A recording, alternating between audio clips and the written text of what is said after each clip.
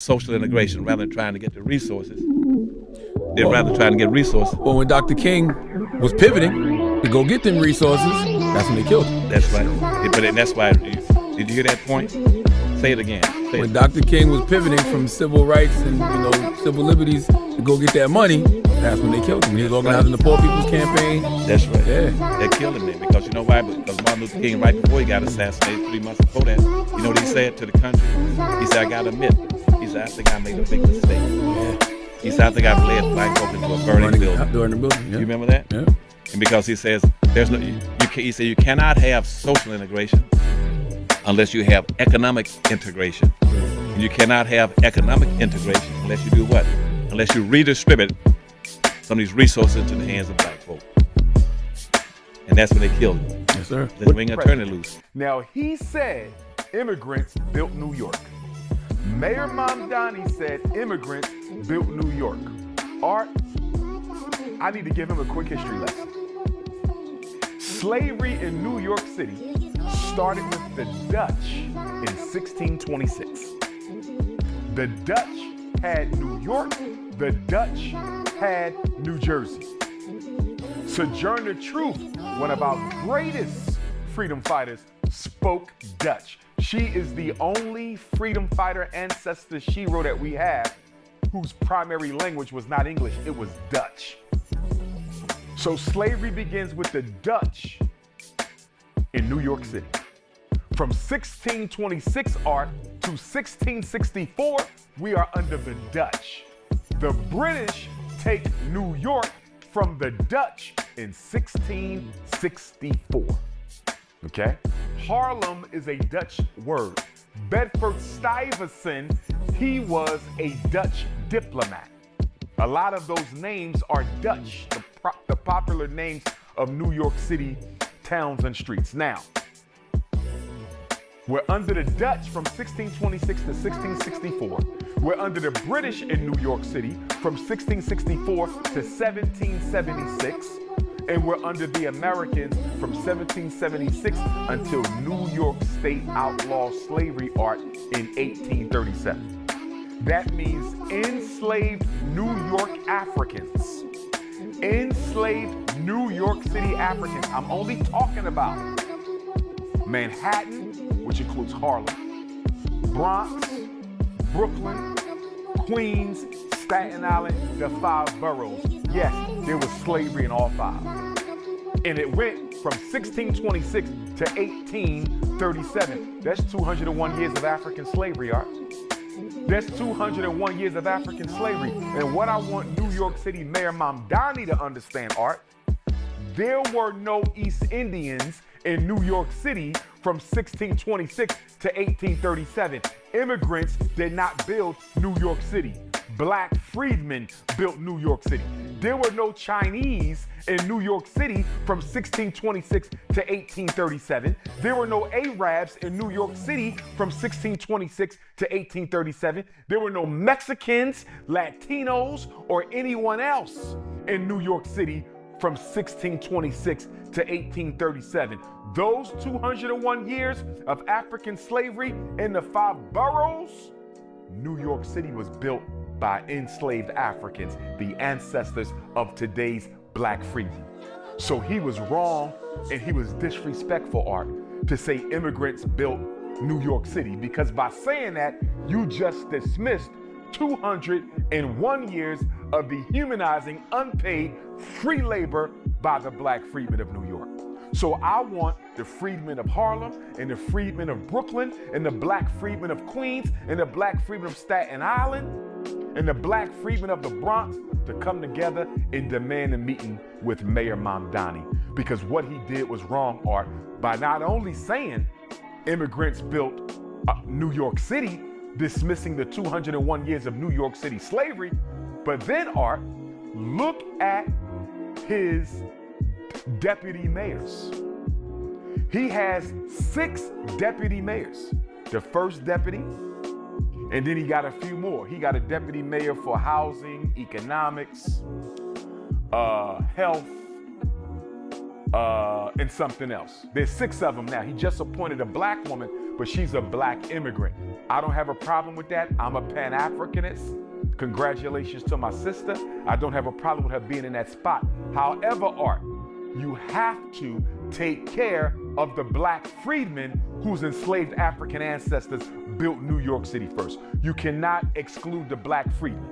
So Art, these 6 deputy mayors he has, and the last one he just added, and I know he did that to try to appease New York, but he did not appoint a black freedman to one of the deputy mayor spots. He has a Chinese deputy mayor, Art. He has an Iranian deputy mayor, Art. He has a Lebanese deputy mayor, Art. He has a Latino deputy mayor. One of them, I couldn't make out the race. But here's the thing, Art. He got 2 Arabs. The Arabs got 2 deputy mayor spots. The Arabs are 2% of New York City, Art. Black people are 20%. Let me say it again. Let me say it again. Black freedmen are 20% of New York City. Arabs are 2% of New York City. That means you have 10 times as many black freedmen in New York City as you have Arabs. Art, how did the Arabs get 2 deputy mayor spots and black people got none? Chinese are 7% of New York City. Black people are 20% of New York City, but the Chinese got a deputy mayor spot. Help it make sense, Art. Help it make sense. And then he has 5 commissioners, Art. He has a commissioner of prisons. He has a commissioner of mental health. He has a commissioner of veteran affairs. He has a commissioner of youth. He has a commissioner of administration. One of them is a mixed race Filipino Puerto Rican. 2 of them are Mexicans. One of them is a Haitian brother. And again, I don't have a problem with my Haitian brother having the office, although no disrespect to him. He don't look Haitian to me. I don't know if he's mixed race or what's going on. No disrespect to the brother, because Africans come in all hues. But looking at him, the last thing I would think is he was a Haitian brother. And whether he identifies with the African race or not, you know, I would like to know that. But again, Art, no black freedmen are represented on Mayor Mamdani's most prominent staff. He has no black freedmen in his deputy mayors. He has no black freedmen amongst his commissioners. Abuse doesn't have an expiration date, and neither does your right to be heard. This is what's going to happen when Kamala Harris becomes president, Art. This is exactly, she's going to do the same thing New York City Mayor Mamdani's going to do. They're going to flood the government with immigrants. The one thing about Donald Trump, and I do not support him at all, I want to be crystal clear. Under no circumstances do I support Donald Trump. But I will say this, Art. The racism you face under Donald Trump is the same white American racism you faced for 400 years. Under Kamala Harris, you're going to face racism and police brutality from Chinese, from Arabs, from East Indians, from Latinos. Art, could you imagine turning on the news and seeing a group of Chinese beat a group of Chinese police beat a black person? Could you imagine that? Could you imagine going into court and being mistreated by a group of non-African Latinos, not to be confused with my African Latinos, okay? We are going to be oppressed by brown, yellow, and red people under a Kamala Harris administration, just like the black freedmen in New York City are going to be oppressed under brown, yellow, and red people under New York City Mayor Mamdani. And let me say this, Art, before we leave this. Idi Amin was the president of Uganda in 1972. Idi Amin was a dictator. He did some bad things, but so did Donald Trump, so did Joe Biden, so did Barack Obama, so did every president in American history. In 1972, Art, Idi Amin met with the East Indian community in Uganda. Guess who was amongst the East Indians living in Uganda, Idi Amin's Uganda? New York City Mayor Mamdani's mother and father.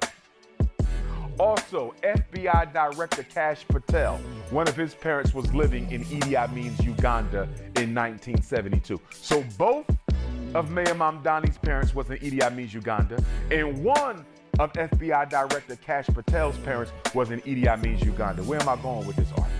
Idi Amin had a mandatory meeting with the East Indians of Uganda.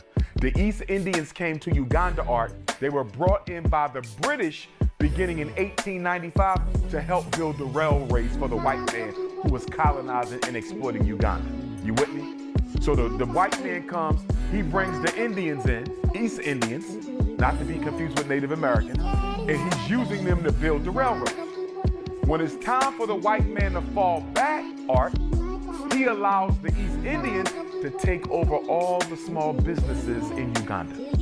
And by the way, they did this throughout Africa, they did this throughout the Caribbean. So the white man, to make sure the black man would never get control of his own country, he put the East Indian in position to dominate all the businesses, all the import, all the export. You with me? I follow you. So Idi Amin has a meeting with the East Indians, Art. He says, listen, you guys are sabotaging my country and you're sabotaging my economy. You're overcharging black Ugandans for products. You're not paying your fair share of taxes. You don't hire no black people. You are smuggling your products into the country, Art, so the government isn't getting a tariff, the government isn't getting a import-export fees, they're not getting a taxes. So the Indians have created a heaven on earth in Uganda at the expense of Uganda. So Idi Amin said, listen, y'all gonna have to make some changes if y'all gonna stay here. I didn't bring y'all here, the British brought y'all here. Y'all are here, no problem, but y'all got to lower them prices, y'all got to train some black people, y'all got to hire some black people, y'all got to stop smuggling stuff in, stop mistreating our people. And the Indians basically told Idi Amin, Art, we ain't doing nothing. And guess what Idi Amin did? August the 2nd, 1972, he gave them 90 days to get the hell out of Uganda.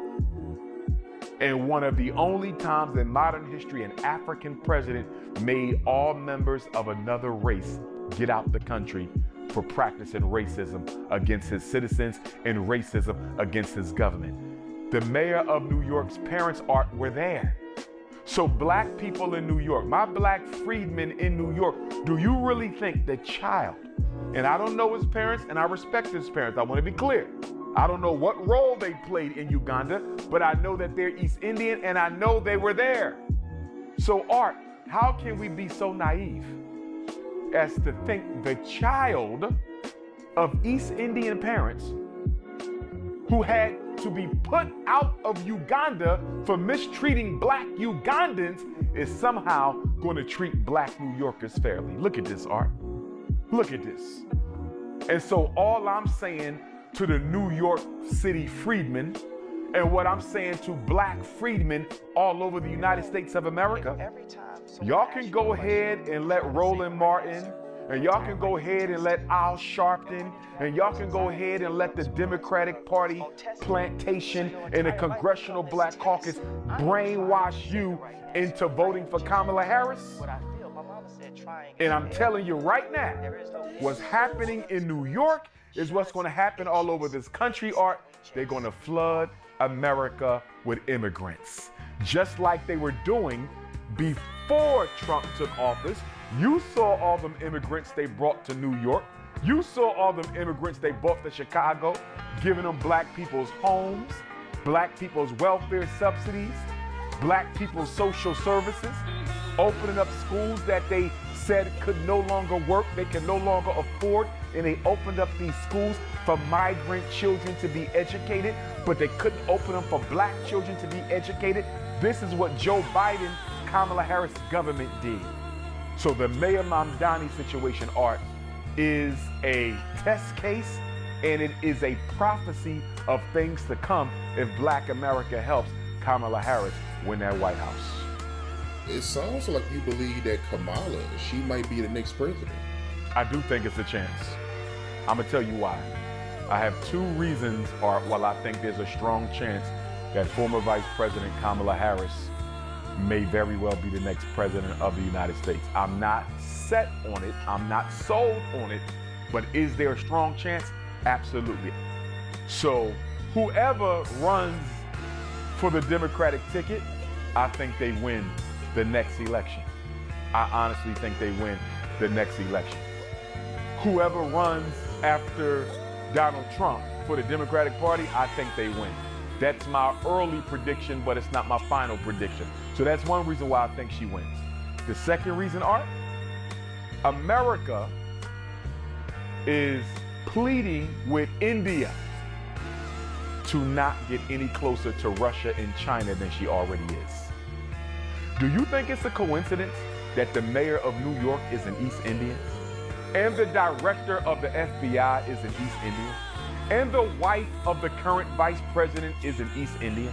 And the last vice president was an East Indian? Art, you've never seen that many East Indians ever in American history occupy positions of influence and authority like you see in those four offices. You've never seen this before. And there's not that many East Indians. They're one of the smallest groups in the country, although they have the highest per capita take-home income. The East Indians have the highest per capita take-home income in America. And what I believe, Art, is that the white power structure is recruiting the East Indian immigrants and East Indian Americans to be the new priority minority. They're going to use them in America the same way the British used them in Uganda, the same way the British and the French and the Dutch used them in the Caribbean.